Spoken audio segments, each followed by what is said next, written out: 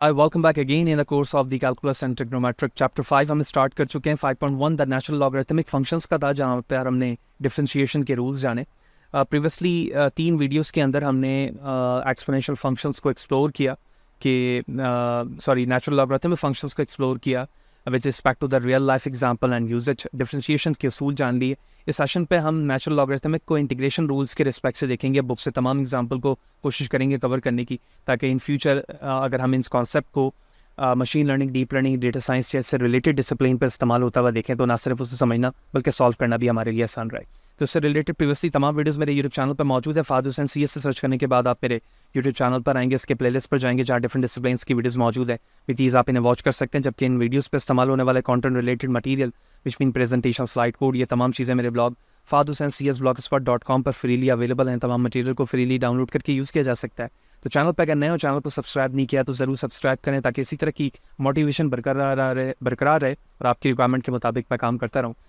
Udemy पर इस वक्त एक कोर्स लाइव मौजूद है, R programming for the complete data science and machine learning, and I am pretty sure जो कि 10 घंटों से ज़्यादा टाइम ड्यूरेशन का है। अगर आप ये कोर्स करते हैं तो you can start your career as a data science or the machine learning expert in any form. So integration rules पे हमें सबसे पहले तो समझना होगा कि base on the log of the integration theorem क्या है। तो थ्योरम 5.5 हमें ये कहता है कि अगर हमें 1/x पे, ठीक है, 1/x का मतलब ये कि हम लॉग की बात कर रहे हैं। ठीक है, हम लॉग की क्यों बात कर रहे हैं? क्योंकि हमने डिफरेंशिएशन के रूल पर जान चुके हैं कि जब हमें ln x के फॉर्म पर कोई भी वेरिएबल दिया जाता है तो मैं उसे या तो 1/x के फॉर्म पर लिख सकता हूँ या u बार अपॉन u लिख सकता हूँ, which mean differentiation of the function divide by original function. ठीक है, और हमने इसकी एग्जांपल्स भी कवर की थी। तो जब इस लॉगरिथमिक फंक्शंस को 1/x में या इस फॉर्म पे लिखा जा सकता है तो इसका मतलब ये हुआ कि इसी फंक्शंस को जब मैं इंटीग्रेट करूंगा तो that is equivalent to the integration of the log function. That's why the theorem 5.5 says log rule for the integration, log rule for the integration. So the integration of 1/x ds is equal to ln x.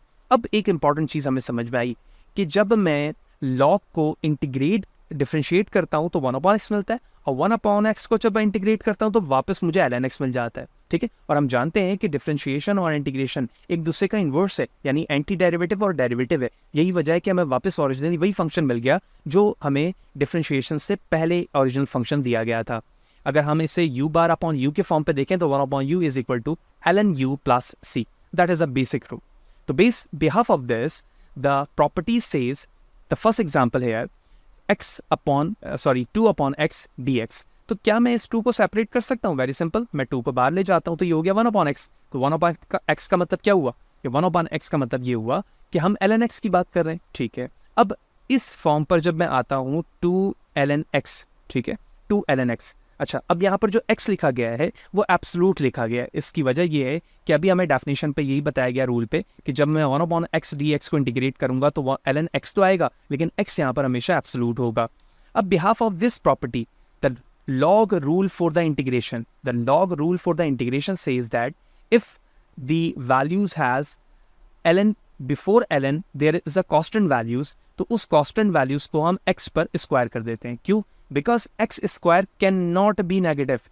X square cannot be negative. The absolute value notation is unnecessary form of the antiderivative. ठीक है, the property of the logarithmic says here कि इस 2 को हमने इस x के form of the power apply कर दिया। राइट, ठीक है, ये कॉन्सेप्ट अभी हमें मजीद आगे समझ में आएगा कि एक्चुअली ये क्या है। अगर आप इसको मजीद अंडरस्टैंड करो तो हम क्या करते थे कि इसकी जो भी वैल्यूज हुआ करती थी उसको हम डिफरेंशिएशन पे क्या करते थे, उस वैल्यू का डिफरेंशिएट लिखते थे, यानी 1/x का 1 लिखते थे। तो जब मैं उसको रिवर्स करूंगा तो इस x स्क्वायर को, अगर आप इस तरह से इसको समझ लो कि अगर ln x स्क्वायर है और मैं इसको डिफरेंशिएट करूं, क्योंकि अभी तो हम इंटीग्रेट कर रहे हैं, तो इसको हम लिखते थे 1/x स्क्वायर डॉट 2x। ठीक है, और x से ये स्क्वायर कैंसिल हो जाता था, तो इसका आंसर क्या होता था? 2/x। राइट, ठीक है, तो क्या ये यही आ रहा है 2/x? इसी 2/x को जब मैं इंटीग्रेट करूंगा तो वापस मुझे यही मिलना चाहिए ना भाई, ln x स्क्वायर। यही तो मिल रहा है हमें यहाँ। होप यू अंडरस्टैंड कॉन्सेप्ट, मैंने यहाँ पर रिकॉल करवा दिया। एग्जाम्पल में 2, 1/4x - 1 dx। तो 1/4x - 1 in a form of the log. क्यों है? क्योंकि ये 1/, के साथ वैल्यूज मौजूद है। ओके, अगर मैं इसे u कंसीडर कर लूँ तो du हमारा क्या हो जाएगा? 4x। अगर मैं इस पार्ट को डिफरेंशिएट करूंगा तो 4x का 4 हो जाएगा, ठीक है। लेकिन हमें डिफरेंशिएट नहीं करना बल्कि इंटीग्रेट करना है, तो इंटीग्रेट करने का असूल जो है वो u बार अपॉन u भी है, अभी हमने ऊपर देखा। तो क्या मैं 1/4 को सेपरेट कर सकता हूँ, ठीक है। 1/4 को सेपरेट किया, 1/4x - 1, और ये 4 इसका डिफरेंशिएट हो गया। तो या सिंपल आप ये कह लो कि मल्टीप्लाइंग एंड डिवाइड बाय 4, दोनों तरफ से मैंने मल्टीप्लाई भी कर दिया और डिवाइड भी कर दिया। ये रहा मल्टीप्लाई, ये रहा डिवाइड। तो इस पूरे पार्ट को क्या मैं u लिख सकता हूँ, तो 1/u लिख दिया गया, ओके। 1/u का इंटीग्रेशन क्या होता है, ln u होता है सर, ये लिख दिया हमने, ठीक है। अब ln u, क्योंकि यहाँ से 4 से ये चीज़ वैल्यू डिवाइड हो रही है, अब ये वैल्यूज जो डिवाइड पे है वो इसके साथ भी आने चाहिए कांस्टेंट के लिए बैक सब्स्टिट्यूशन में।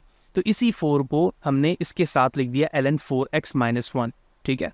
तो behalf of this property the examples 3 use the alternative form of the log rule, ठीक है। To apply this rule look the quotient in which the numerator is the derivative of the denominator, ठीक है।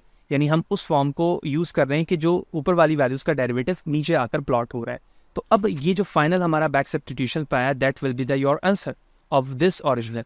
और अगर आप इसी को differentiate करो तो वापस से आपको वही फॉर्म मिल जाएगा जो अभी हमने ओरिजिनल देखा, ठीक है।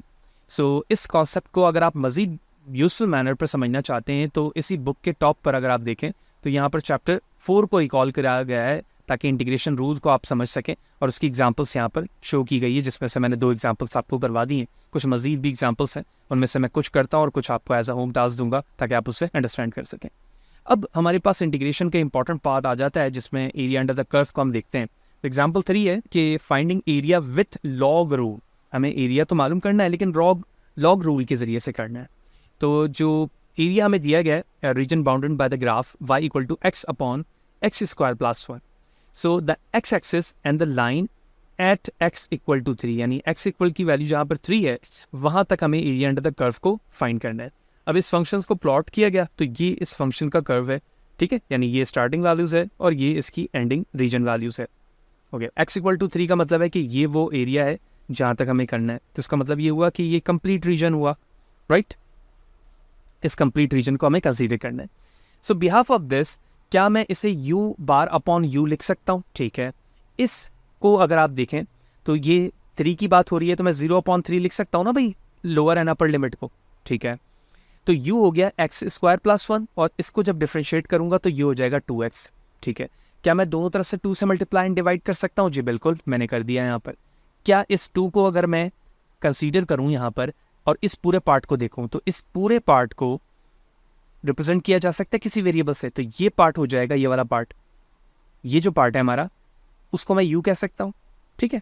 और इस 2x को, क्योंकि इसका डिफरेंशिएशन है, तो अब मैंने यहाँ पे लिख दिया ln x² + 1, ठीक है, क्योंकि u/u du बराबर होता है किसके, ln u के। इस चीज़ को मैं डायरेक्टली u के बराबर लिख सकता हूँ, तो ये u था, ठीक है। अब इसमें अपर एंड लोअर लिमिट को अप्लाई कर रहा हूँ मैं। अब बिहाफ ऑफ दिस देखो, यहाँ पर भी लॉग की प्रॉपर्टीज अप्लाई हो रही है x² + 1 पे, ठीक है। और इसे मैं प्रॉपर्टीज वाइज अप्लाई करता हूँ। अब जब मैंने अपर एंड लोअर लिमिट अप्लाई किया तो ln 10 - ln 1, तो ln 10 - ln 1 की जब प्रॉपर्टीज अप्लाई हुई, क्योंकि हम जानते हैं कि ln 1 0 के बराबर होता है, तो इसका मतलब ये हुआ कि इसकी जगह 0 लिखा आया। तो 1/2 ln 10, तो 1/2 ln 10 को जब आप साइंटिफिक कैलकुलेटर से सॉल्व करोगे that is equal to approximately 1.151, which mean that if we want to understand the area under the curve of this function based on the limit interval from 0 to 3, that is equal to approximately 1.151, and here it is your solution. Hope you understand the conceptual view. Book open करके आप मजीद इससे read कर सकते हैं ताकि conceptual view समझना आपके लिए मजीद आसान रहे। अब क्वोशंट रूल को यहाँ पर बताया गया है कि recognising the quotient form of the log rule, अगर हमें a/b पर वैल्यूज दी जाए तो हम उसे इस फॉर्मेट पे लिख सकते हैं। अगर मैंने इसे u कंसीडर किया है x³ + x को, तो x³ यहाँ पर जो है वो अगर u है तो मैं इस पार्ट की जगह पर u लिख सकता हूँ, ठीक है। तो इस फॉर्म को हम ln x³ + x, यानी इस u वाले फॉर्म को डायरेक्टली लिखूंगा, ठीक है, और +c कर दूंगा। तो ये बेसिक रूल है, यानी 1/u या जो भी पार्ट ऊपर मौजूद है उसका जो डिफरेंशिएशन होगा, क्योंकि इसका जो डिफरेंशिएशन होगा वो 3x² होगा। अगर आप बगौर देखें x³ का हो जाएगा 3x² और x का हो जाएगा 1, तो इसको मैं डायरेक्टली लिख सकता हूँ ln x, तो ln x का ln u लिख सकता हूँ, तो ln u का मतलब हुआ ln x³ + एक्स प्लस सी, ठीक है। इसी तरह से आप देखो तो यहाँ पर भी वही है, 10 का जो डिफ्रेंशिएशन करूंगा तो मैं सेक स्क्वायर होगा, तो इसको मैं लिख सकता हूँ ln 10, same for the C, same for the D. So that is see to be are recognizing quotient form of the log rule, ठीक है। Hope you understand the conceptual view. The next one, using long division before integration, that's a very important thing, ठीक है। अब यहाँ पर एक concept है कि अगर हमें इस तरह से कोई क्वेश्चन दिया जाए जिसको हम देखते हैं कि इंटीग्रेशन पर अगर मैं इसमें रूल अप्लाई करूंगा तो ये काफ़ी लॉन्ग हो जाएगा, क्योंकि क्वेश्चन जो है वो एक लॉन्ग इंटीग्रेशन को इस्तेमाल करता है। कैसे? अगर आप फंक्शन को देखो तो x square plus x plus 1 divide by x square plus 1, तो अगर हम देखें कि using the long division and rewrite the integrand, we can substitute, we can divide the values before integrating the part, ठीक है। तो जब यहाँ पर इस वैल्यूज़ को डिवाइड किया गया, यानी एक्स स्क्वायर प्लस 1 को इससे डिवाइड किया गया, तो हमारे पास जो वैल्यूज़ बन रही है वो 1 plus x divide by x square plus 1 बन रही है। So now you can integrate to obtain, ठीक है। अगर मैं इसको इंटीग्रेट करूँ by using the rule of the integration, तो इस फॉर्म को, यानी डिवाइडिंग रूल की इस फॉर्म को मैंने यहाँ पर अप्लाई कर लिया, यानी इस पार्ट को इस रिजल्ट से एक्सचेंज कर लिया। अब मैं यहाँ पर इसको इंटीग्रेट कर रहा हूँ रीराइट करते हुए टू इंटीग्रल पार्ट को, और इंटीग्रेट करने के बाद हमारे पास जो आंसर आया वो आ रहा है x plus 1/2 ln x square plus 1 plus c. So that will be shows the final result. So check this result by differentiating to obtain the original integrated or the integrand part. यही हमने देखा कि अगर मुझे verify करना होता है तो मैं दोबारा से इसको डिफ्रेंशिएट करूंगा तो वापस से मुझे वही फंक्शन मिल जाएगा जो हमें क्वेश्चंस में दिया गया था, राइट। तो इस कॉन्सेप्चुअल व्यू से हमें मल्टीपल्स चीज़ों का समझ में आ रहा है कि क्वेश्चन किस किस फॉर्म पर हो सकते हैं, उसे अंडरस्टैंड करना और रीराइट करना किस तरह से रहता है। The next example 6, change of the variable with a log rule, ठीक है। लॉग रूल्स पे हम वेरिएबल को चेंज होता हुआ कैसे देखते हैं। देखो 2x upon x plus 1 to power 2, if u equal to x plus 1, so du इसका क्या हो जाएगा, du हो जाएगा equal to dx and x equal to u minus 1, ठीक है। तो अब मैं इस x प्लस 1 की जगह पे u स्क्वायर लिख देता हूँ, ठीक है। उसके बाद कहा गया था कि du बराबर होता है dx के और x बराबर है u माइनस 1 के। तो बिहाफ ऑफ दिस, ये जो 2 था ये तो सेपरेट रहा, लेकिन इस x की जगह पर, क्योंकि आप यहाँ से x को सेपरेट कर रहे हो ना भाई, ये x को, तो ये हो जाएगा u माइनस 1। देखो मैंने यहाँ पे लिख दिया u माइनस 1, ठीक, du। अब वेरी बेसिक रूल जो सब्स्टिट्यूशंस के थे, वेरिएबल रूल अप्लाई किया, कॉस्ट एंड वैल्यू सेपरेट किया गया, इनको अलग अलग कर सकता हूँ मैं 2 को सेपरेट करके, तो हो गया u upon u square minus 1 upon u square, ठीक है।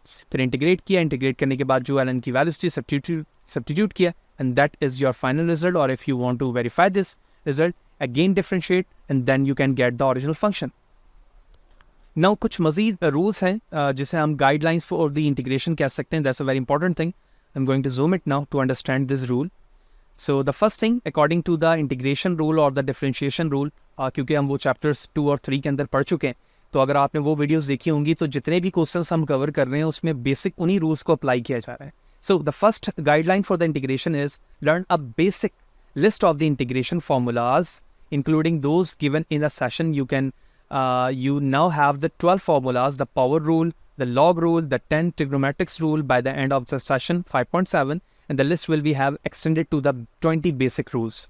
The next two, find and the integration formulas for the resembles all or the part of the integrand, and by the trial and the error find the choice of the u that will make the integrand conform to the formula. यानी जब आप integrate कर रहे हो integrand के लिए, तो उसमें जो एरर आ रहे हैं या उसको जब आप u ऑप्शन चूज करते हो u बार अपॉन u, तो आप उसको कंफर्म कर सकते हो दोबारा से वेरीफाई करने के लिए बैकवर्ड जाकर, यानी बैकवर्ड का मतलब है कि डिफरेंशिएट करते हुए उसे सॉल्व कर सकते हो। The third one, if you can not find a u substitution, u एक सब्स्टिट्यूशन मैथड है, ये भी हम कवर कर चुके हैं प्रीवियसली सेशंस पर जहाँ पर हमने इंटीग्रेशन किया था। That work, try alternating the integrand, you might try a trigonometric identities, ठीक है, ये हम पढ़ चुके हैं ट्रिग्नोमेट्रिक्स में। Multiplication and division by the same quantity, additions and the subtraction of the same quantity and long divisions, be creative, यानी अगर यू सब्स्टिट्यूशंस के जरिए से कोई वर्किंग नहीं हो रही है तो उसके अल्टरनेटिव इंटीग्रेंट को आप यूज़ करें। ट्रिग्नोमेट्रिक आइडेंटिटीज़ का इस्तेमाल कर सकते हैं, multiplication division of the quantities कर सकते हैं, एडिशन सब्ट्रैक्शन सेम क्वांटिटी से, लॉन्ग डिवीजन से। तो बी क्रिएटिव माइंड रहते हुए इन टेक्निक्स को यूज़ करके आप सब्स्टिट्यूशंस मैथड के बजाय टेक्निक इस्तेमाल करके अपने इंटीग्रेशन प्रॉब्लम को सॉल्व कर सकते हैं। And the fourth and final guidelines, if you have any access to the computer software that you will find the anti derivative symbolically use it, ठीक है। अगर आपके पास कोई मैथड मौजूद है कंप्यूटराइज, और behalf of the technique of the computers, क्योंकि हम पढ़ ही कैलकुलस को इसलिए रहे हैं ताकि हम सब्स्टिट्यूशन मैथड्स को अंडरस्टैंड कर सकें, इस मेथड्स ऑफ द ट्रांसेंडेंशियल फंक्शंस को, कि हम डीप लर्निंग मशीन लर्निंग पे इस्तेमाल होता है किस लिए देखेंगे। तो पाइथन पे और आर पर डिफरेंट लाइब्रेरीज मौजूद है जो कैलकुलस की टेक्निक्स को इस्तेमाल करती हैं। आई एम प्रीटी श्योर कि आप उन्हें सॉफ्टवेयर के ज़रिए भी सॉल्व करके देखेंगे। सो इन्हीं गाइडलाइंस के मुताबिक एग्जाम्पल नंबर 7 जो है वो use substitution and log rule का है। तो सब्स्टिट्यूशंस पर अगर आप देखें तो हमारे पास फॉर्मूला है du/dx, जिसको आप डिफरेंशियल इक्वेशन भी कहते हैं। डिफरेंशियल इक्वेशन क्या होता है, किस तरह से वर्क करता है, ये चैप्टर 6 के अंदर हम तफसीलन बात करेंगे। लेकिन इन सिंपल हम डिफरेंशियल इक्वेशन को ऐसे समझ सकते हैं कि फंक्शंस का सेकंड डेरिवेटिव, फर्स्ट डेरिवेटिव और ओरिजिनल फंक्शंस के साथ कोई क्वेश्चन मौजूद हो और उसका रिजल्ट कोई सेट ऑफ दी वैल्यूज़ ना आए, बल्कि उसका रिजल्ट भी एक फंक्शन के फॉर्म पर है। ठीक है, एक ऐसी इक्वेशन जिसका result in a form of the function आ रहा हो, डिफरेंशियल इक्वेशन कहलाता है। ठीक है, so behalf of this differential equation the solution can be written as a indefinite integral. ठीक है, इसको हम इंडेफिनाइट इंटीग्रल के फॉर्म पर इस तरह से लिख सकते हैं, y=इंटीग्रेशन of 1/x ln x dx। ठीक है, अब यहाँ पर इस मेथड को या लॉन्ग रूल बेस को लॉग रूल को इस्तेमाल करते हुए इसे सॉल्व करने के डिफरेंट तरीके हो सकते हैं। तो हमने 1/x को जो नीचे मौजूद है उसको हम ऊपर लेके चले गए, x को 1/x, और log x या फिर ln x को हमने नीचे रहने दिया, क्योंकि हम डिवाइड कर रहे हैं denominator and denominator by x से। ठीक है, दोनों को हमने x से डिवाइड किया, तो ये x कैंसिल हो गया और ये x ऊपर चला गया। जैसे मैं कह रहा था कि ऊपर चला गया, उसका मतलब यही है कि या तो आप ऊपर ले जाएं या दोनों तरफ x से डिवाइड कर दें। तो अब ये 1/x को मैंने u बार लिया, क्योंकि ये इसका क्या है, डिफरेंशिएशन है। ठीक है, इसका तो मैं u बार कह सकता हूँ इसे, और ये हमारा u हो गया। सिंपल अप्रोच इस्तेमाल किया, ln absolute value of u, back substitution method, तो ln ऑफ ln x हो जाएगा और ln of ln x will be the final solution of this above method. तो ओरिजिनली हमने देखा कि डिफरेंशियल इक्वेशन था, डिफरेंशियल इक्वेशन को हमने इंडेफिनाइट इंटीग्रल पे कन्वर्ट किया और उसके बाद form of the log rule इस्तेमाल करते हुए हमने उससे सॉल्व किया, और एट लास्ट वो हमने सब बैक सब्स्टिट्यूशन पर वो आंसर के फॉर्म पर कन्वर्ट हो गया। इसी बिहाफ पर कुछ ट्रिग्नोमेटिक्स के फंक्शंस मौजूद हैं। ट्रिग्नोमेटिक फंक्शंस को किस तरह से सॉल्व किया जाता है आप इसके बुक एग्जांपल देख सकते हैं, लेकिन हम जब आगे जाएंगे तो ट्रिग्नोमेटिक फंक्शंस के इन्वर्स इसी चैप्टर में मौजूद है, तो हम उससे इन डेप्थ डिस्कस कर रहे होंगे। लेकिन जहाँ तक हमने ट्रिग्नोमेटिक्स पढ़ी है, तो बिहाफ ऑफ दिस आप इस क्वेश्चन को देखते हुए समझ सकते हैं कि ये किस तरह से सॉल्व हो रहा है। लेकिन फिर भी अगर कोई प्रॉब्लम हो इसके अंडरस्टैंडिंग में, तो आप मुझे कमेंट्स पे ज़रूर बता सकते हैं, मैं इस पर सेपरेटली वीडियो बना दूंगा। Derivative of the second formula, ठीक है, सेकंड फार्मूले को ड्राइव करके यहाँ पर सॉल्व करके दिखाया जा रहा है। वेरी सिंपल ट्रिग्नोमेटिक फार्मूलाज, ठीक है, उसे सॉल्व करके दिखाया जा रहा है। और उसके बाद ट्रिग्नोमेटिक्स के कुछ यहाँ पर इंटीग्रल फार्मूलाज लिखे गए हैं, ये भी हम इंटीग्रेशन पे जान चुके हैं। हम यहाँ पर उन्हें रिकॉल कर लेते हैं कि साइन यू बराबर होता है कॉस यू के।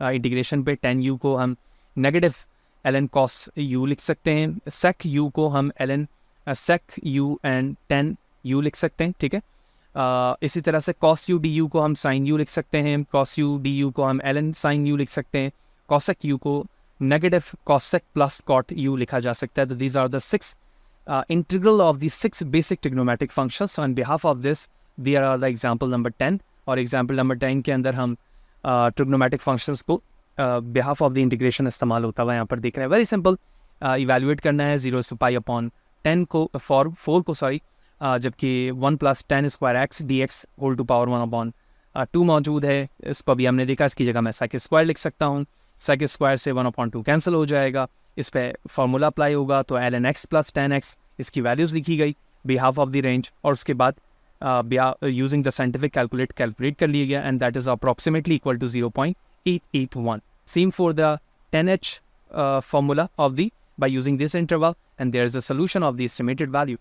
So that's all about the 5.2 5.2 के अंदर जो हमारे पास असूल थे इंटीग्रेशंस के, हमने उसको रिकॉल किया, जो कि हम ऑलरेडी जान चुके थे, लेकिन हमने उन असूलों को रिकॉल किया फॉर द लॉगरिथमिक फंक्शंस। ठीक है, लॉगरिथमिक फंक्शंस में इंटीग्रेशन के रूल किस तरह से अप्लाई होते हैं, एरिया अंडर द कर्व कैसे निकलता है, क्या कॉम्प्लेक्सिटीज़ हो सकती है, वेरिफिकेशन का तरीका क्या हो सकता है, वो सारी चीज़ें हमने जानी। तो प्रैक्टिस रिक्वायर्ड है। जब आप बुक के क्वेश्चंस को ऑन द हैंड नोटबुक पर सॉल्व करेंगे तो उसकी कॉम्प्लेक्सिटी का अंदाज़ा होगा, क्वेश्चन की अंडरस्टैंडिंग आसान रहेगी। ठीक है, इस तरह से सिर्फ और सिर्फ बातें करने से काम नहीं चलता, ठीक है। मैं कोशिश करता हूँ कि बुक पे भी चीज़ें जब मौजूद होती है तो पॉइंट टू पॉइंट उसको जो है वो डायरेक्ट कर रहा होता हूँ कि एक्चुअली कौन सी चीज़ किस तरह से हो रही है। जहाँ पीपीटी की ज़रूरत होती है वहाँ पे मैं पीपीटी यूज़ कर रहा होता हूँ, जहाँ बुक डायरेक्टली ज़रूरत होती है वहाँ पे बुक को यूज़ किया जा रहा होता है। तो फिर भी अगर 5.2 में कोई चीज़ समझ में ना आई हो, कोई सवाल हो, तो मुझे कमेंट सेक्शन पर ज़रूर बताएं। कोशिश करूँगा इस हवाले से आपको बर वक्त जवाब दे सकूँ। वीडियो अच्छा लगी तो लाइक करें, ज़्यादा लोगों को शेयर करें और इसी तरह से जुड़े रहें ताकि मोटिवेशन बरकरार रहे। आपकी रिक्वायरमेंट के मुताबिक मैं काम करता रहूँ। 5.3 नेक्स्ट सेशन पे हम डिस्कस करेंगे। इसी तरह से जुड़े रहें। नेक्स्ट सेशन पे मिलते हैं। सी यू देयर।